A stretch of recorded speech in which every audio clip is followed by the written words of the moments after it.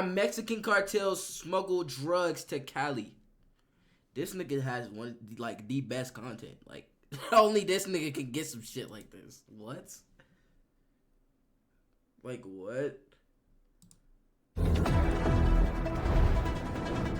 Donald Trump tried to stop this shit by putting up that wall. It only made us to work harder and smarter. I have a border patrol pick up 10 of my people and bring them right here. We don't give a as long as they get their cut. So what are the best ways to smuggle people now in 2025? In the car, but have them as a passenger. Going through Border Patrol. Hell yeah. ¿Puedes describir tu profesión? Narcotraficante. ¿En qué nivel se encuentra usted dentro de su organización? Jefe. This is a cartel smuggler. You pop it open, inside the tire walls, that's where you're gonna hide the product.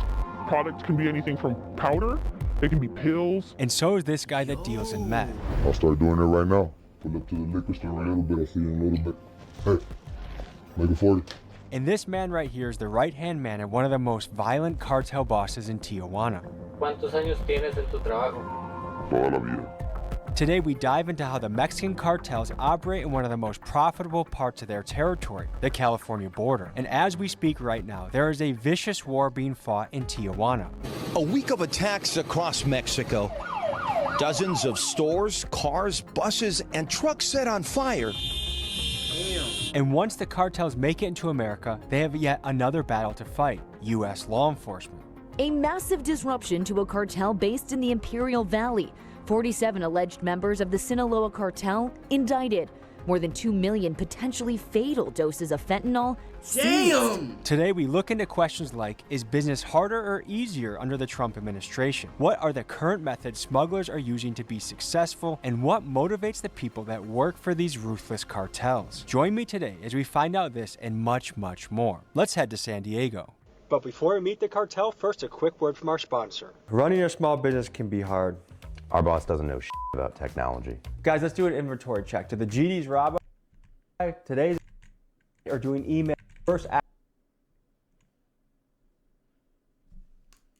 Create a questionnaire to evaluate comment or Man, fuck Tommy G, I don't get paid. Come on, bro. Why is my shit taking so long to load? Making me look fucking poor. What's going on here? Anywhere around this city, we're just across the border of Tijuana. You have no idea which car is making a delivery, a transaction, and that we are going to be in the thick of things for this episode. So come on, join me. For our first stop of the journey, we meet with Widow, a woman who has been smuggling on behalf of Mexican cartels for many years, and she is currently facing over 25 years in prison. She gives us the inside scoop on how smuggling is done and what it's like working for a Mexican cartel. Essentially my role is recruiting and training people how to cross the border. Is that a difficult business right now? It is, because people are getting a lot more scared. Right now you have a lot of different entities kind of like factoring in. So like my backstory is I was born here in the States on accident. Like my mom gave birth on accident here. I was never intended to be born here. And my mom, she's from Sinaloa and my dad's from Durango. So growing up on the border, when I tell people, oh, I'm Mexican, hablo español, soy mexicana, no, like you just did really well in English, like in Spanish class in school. And the truth is, I didn't learn English till I was like 14. Lo único que viene de la frontera va a ser gente, drogas y a veces documentos. Hasta ahí. ¿Qué tipos de documentos? Documentos para que la gente que está de aquel lado, que ocupan mantener un perfil bajo, que están buscados, estén acá y pueden moverse más fácil. So, if I'm on the FBI's most wanted list and I'm a cartel boss, why would I live in the United States? Because sometimes you hide in plain sight. But why not live in Mexico where I have a compound, I have bodyguards, I have endless resources? Because that's not safe. That's not safe. I can tell you that firsthand. I lived that. Where I lived in Mexico, it was safe, supposedly. And one day, I get out of my car, my spouse, he just walked to the corner store, and not even 30 seconds later, All I heard was his nickname. They yelled it out. I looked at him. I told him to throw himself on the floor. I had to throw my newborn baby to somebody who can protect her. And mind you, we were in a gated community. I had guards outside my house, and all I can do is watch him get shot. So you and your children witnessed your spouse get killed in front of Yeah. a by a Sicario. My family is connected to a cartel. But just because I'm their family member doesn't mean that I'm protected. Damn. Protection costs money. Protection costs your life, your soul, your entity, everything. How high up in this game would you say you are? High enough that when the last time I got arrested, they literally pulled me over and they said, hey, is your name beep? You're currently fighting a federal case right now. Currently. And how much time are you looking at? We're talking like 25 to 35. It's a risk that everybody takes when you join into this lifestyle. ¿Trabajas para muchas carteles o solamente una? Para varias personas. Es que puedes trabajar dentro del mismo cartel, pero hay diferentes, lo que le llaman fraccionamientos. Yo he hecho trabajos para carteles de Sinaloa, o sea, lo que son chapitos, o sea, lo que es de los chapitos, es el Mayo. Hace muchos años era la familia Arellano Félix. Can we hear more about the battle waging, particularly in Tijuana, between cartels? Who's taking power? Who's losing power? What's going on? This is Fernando, aka El Bordo. He grew up in Tijuana and San Diego and did freelance smuggling for a few years. He's built a reputation for being heavily tapped into cartel connections, and he gives some insights on the current state of affairs and how things are going down on the border right now. It's very crazy, man, because like there's a whole faction of like the Tijuana cartel, and you hear about like the new generation cartel, but they're also Tijuana-based people, you know, but they're just with another flag. But when you get into the details, like these bosses have known each other for years. There's just words about like they killed each other's brothers and stuff like that. So it's not really something like Sinaloa and against Tijuana because they're different factions. No, it's actually like internal. Is it fair to say that right now in Mexican cartel history, this is a particularly violent and bloody and dangerous time?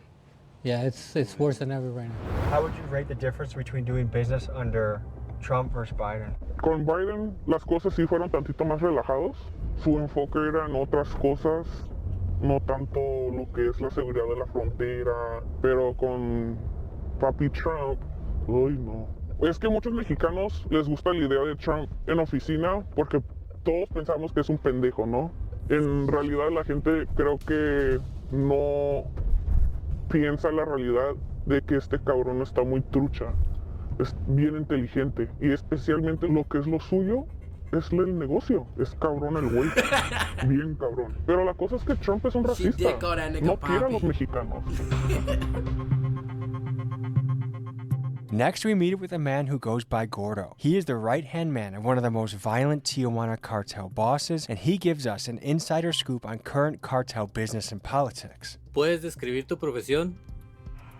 Narcotraficante. ¿En qué nivel se encuentra usted dentro de su organización? Jefe. ¿Cuántos años tienes en tu trabajo? Toda la vida.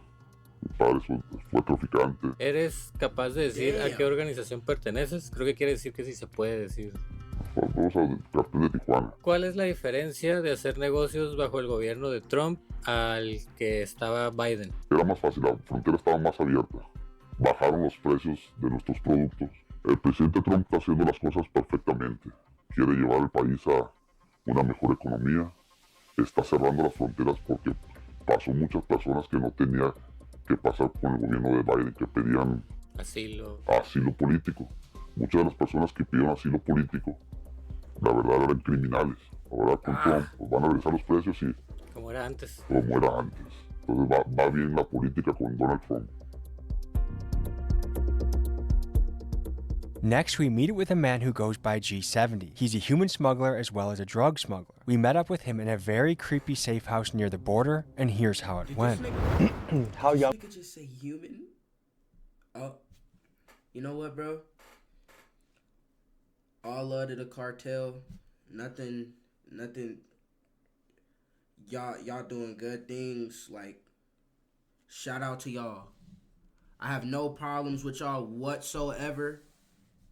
Y'all doing a good service.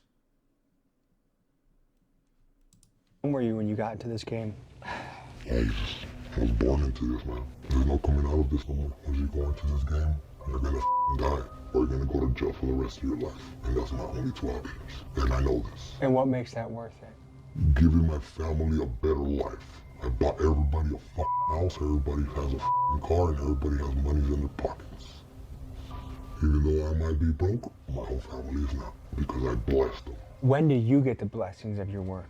My blessings come when I give it away to my family and the people that love me, makes me feel great. How is the business different when Biden was president to Trump now? How has it changed? Biden didn't give a f***. He did not. He was a dumbass, man. He would stand up there and just freeze on the camera and didn't know what to do, and all that shit went for us because he wanted to open the borders, and we needed those borders to stay open. So when the president changed and Donald Trump came into play, he really put his motherfucking foot down on us. And we felt it. We felt it. That we figured it out. We got Mexican cops paid off, and every authority from the border patrol, everybody. I'll have a border patrol pick up 10 of my people and bring them right here. We don't give a f***. As long as they get their cut, they will shut the f***. Oh my God. If you get a shot out that window, oh my God, you're gonna see that border.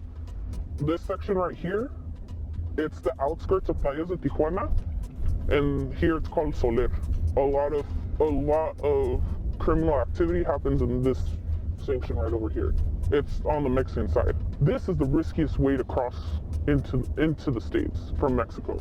Yeah, if you try to swim through the ocean, that ocean will kill you right there. So what are the best ways to smuggle people now in 2025? In the car, but have them as a passenger. How it's done, it's kind of up, but it's really simple. Again, women kind of take domination on that part of the industry too. They steal IDs from like Americans. So the average person crossing the border right now is in a car, border patrol, go up to the checkpoint, and you have that border patrol on payroll, or you just have fake documentation? Fake documentation sometimes. There are some people that do have border patrol agents on payroll. Which cartel is the most powerful right now in Tijuana? Well, right now, La Nueva Generación they are coming in strong. Can't but you you do get have killed those for, like, older telling all this sanctions, those shit, or no? older families that are still putting their foot down. But if you go down to like She airing out a lot of Rosarito, shit. Puerto Nuevo, Primo Tapia, Ensenada, San Quintin, San Felipe, keep going down all the way until you hit Baja Sur, you have Because I be thinking sometimes there's no way the feds don't watch Tommy G too. There's no way. What if she's endangered speaking to this nigga? I don't know. families, you have smaller entities that are making big impacts in the community. People are scared to drive through Tijuana. Me personally, I went not that long ago, and I was swiveling my head more than a fucking bobble, because you don't know what's gonna happen. Escucho que hay una guerra en Tijuana entre los carteles. ¿Qué ha pasado y quién va ganando? Tijuana es una frontera muy codiciada. Siempre ha estado en guerra. Todo el mundo quiere traficar por Tijuana, por su acercamiento a una de las ciudades económicas más grandes del mundo, que es Los Ángeles. Tijuana siempre ha estado en guerra. All the cartels in TJ right now are fighting against each other. Donald Trump tried to stop this shit by putting up that wall. It only made us to work harder and smarter. He ain't never gonna stop us.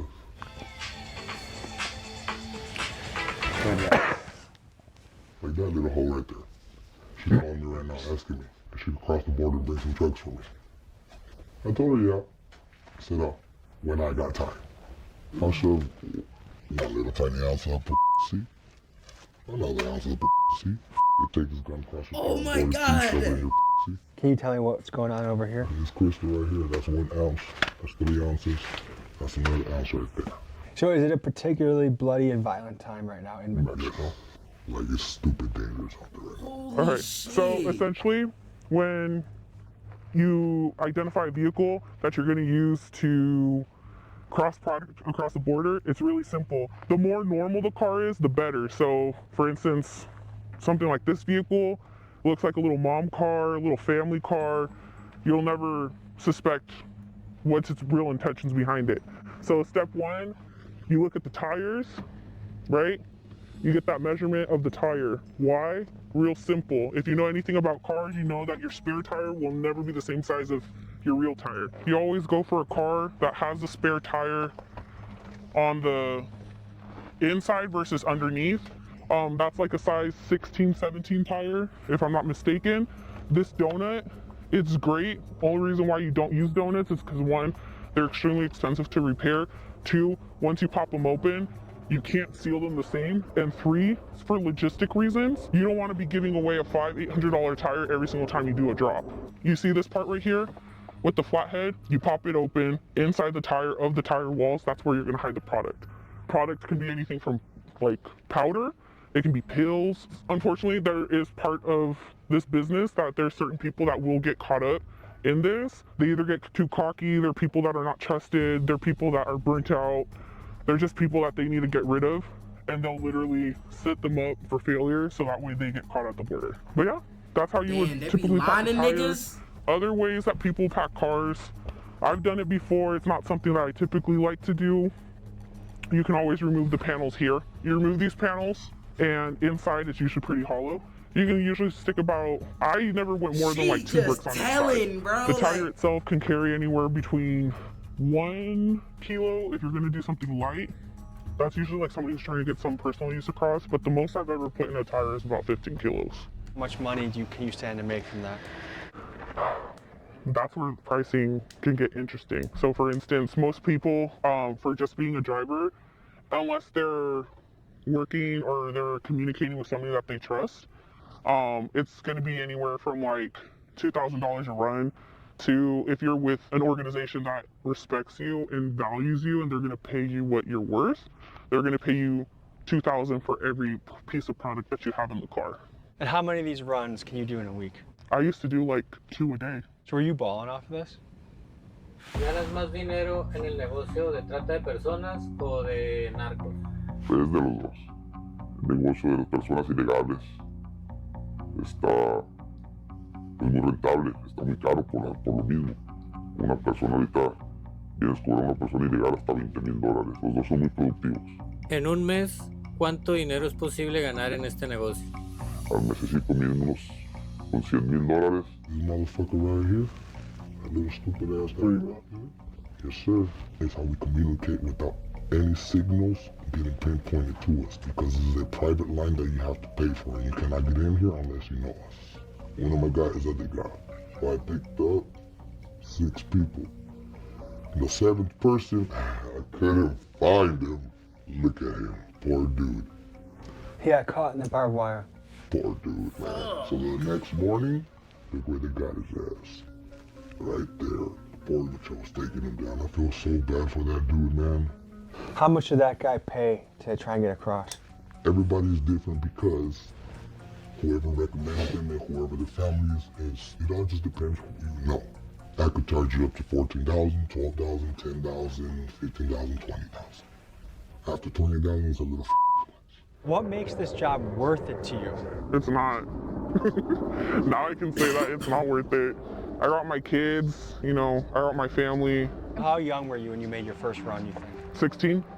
I was 16 and I was pregnant with my eldest. And I was scared shitless because my mom had just kicked me out of the house. She told me, hey, like, you wanted to go do adult things? Well, now you gotta go live with the man. There's shopping malls over here. Can you just describe the difference between quality of life here in America to just over there, what the difference is? The shopping center that we're at, if there's a homeless person walking around here, they can get a cheeseburger. If they panhandle them, like, for a little bit, they can get a cheeseburger and fries. There's people behind this wall that they have not had a cheeseburger in like over a year, that all they eat is rice and beans.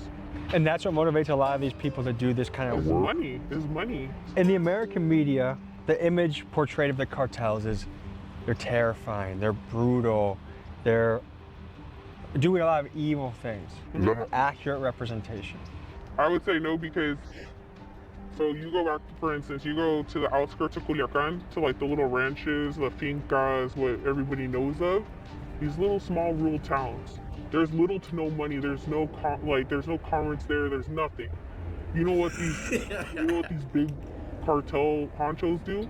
they give money back to the community. You know, they make parks for the kids. They help with like basic foods for, you know, for the local community. They build schools. From many of the reports I've seen, by far the cartel that is becoming the biggest, strongest, most powerful is CJNG. Is that accurate? It's accurate for right now. What words would you use to describe their cartel?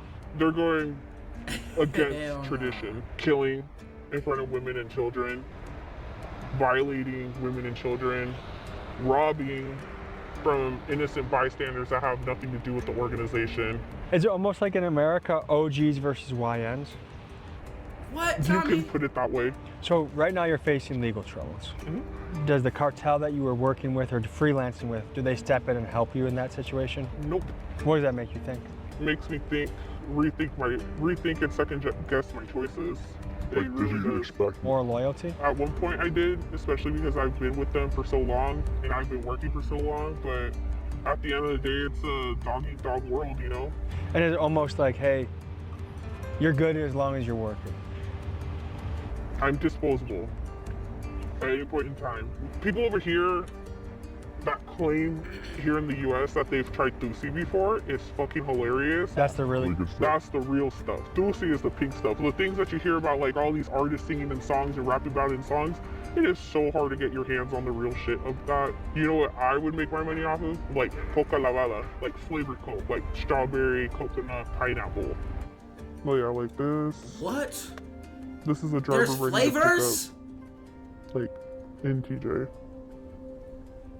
Like What? he's waiting for somebody to meet him. So he sends that to you like, hey, I'm ready, I'm in position. This is the driver at the port of entry, just like checking in. This is because nuts. we obviously The car, no, at this point. no, this is all drugs.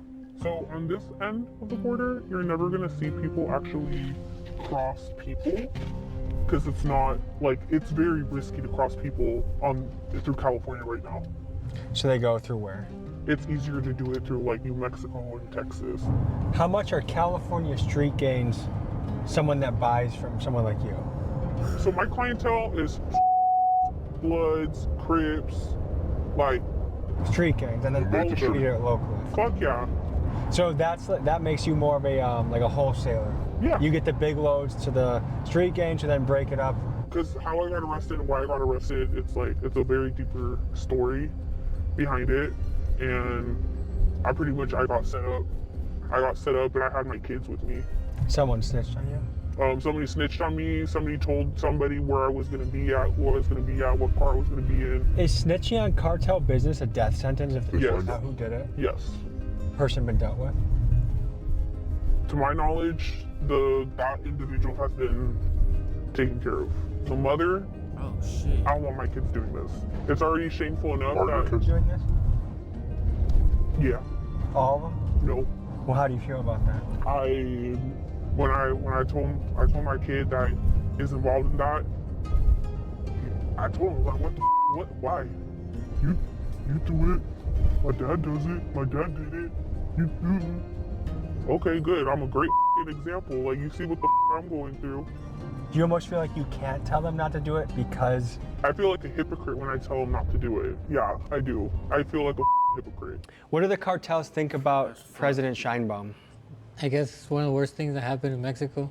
So is she actively trying to shut the cartels down or do anything about the cartel situation? No, I think they're just gaining more power, the government, like the corrupt side. Now they're not only like going against like doing shady stuff to cartels, they do it to regular citizens too. You know, like so the citizens are upset about that. So it's spreading to like, it's not something like, for instance, you used to have cops that will steal drugs from cartels, you know, and then they'll sell it and stuff. But now they're actually like kidnapping like regular businessmen. ¿Te gusta la presidenta Claudia Sheinbaum? ¿Por qué sí o por qué no? A nadie le gusta la presidenta Claudia Sheinbaum porque está llevando el país a un quiebre total. There's conspiracy theorists that wonder if Mossad or any sort of Israeli intelligence agency has a stake in the operations of the Mexican cartels. Do you know if that's at all accurate? I haven't really heard anything specific about it, but Mexico's always been filled with all these intelligence agencies from different parts just because its proximity to the United States. So, I mean, even famous reporters have gotten killed by a lone assassin that was never found, you know, because they started uncovering either CIA stuff or spy agencies from other countries, Israel and Russians and stuff.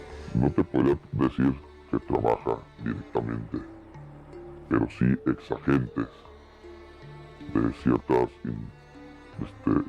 corporaciones, inteligencias de gobiernos alrededor del mundo vienen y enseñan tácticas de guerra ¿Alguna reflexión final o algo más que te gustaría decir?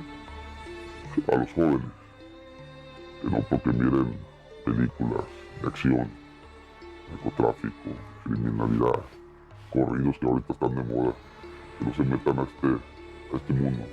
Es totalmente una mentira. No sabes lo que se batalla, lo que te quiebra mentalmente, el estrés. Sigan por un camino bueno el deporte, el estudio, el emprendimiento. Aquí hay de dos, como dicen, cárcel o la muerte. Y para allá vamos. Hay muchas personas que sí se salen. Es muy difícil ya cuando estás en un nivel alto. Entonces, que le echen ganas. There's two choices, death or prison for the rest of your life. And if you're willing to do one of those eventually, then come on over. I suggest people stay away from this life. I wouldn't wish this upon no one. Folks, thank you for joining me on this episode. If you are in Jalisco or maybe Sinaloa, Plaza Boss, or above, and you want to take me deeper into the cartel world, email me at TommyGMcGee123@gmail.com. And if you like this video, I think you'll like this one too. Thank you. See you next week. Nah, like, oh my God, I love being a regular citizen. I love being a civilian, bro. I would never take this shit for granted. I would never take this shit for granted, bro. I love being a civilian. W video.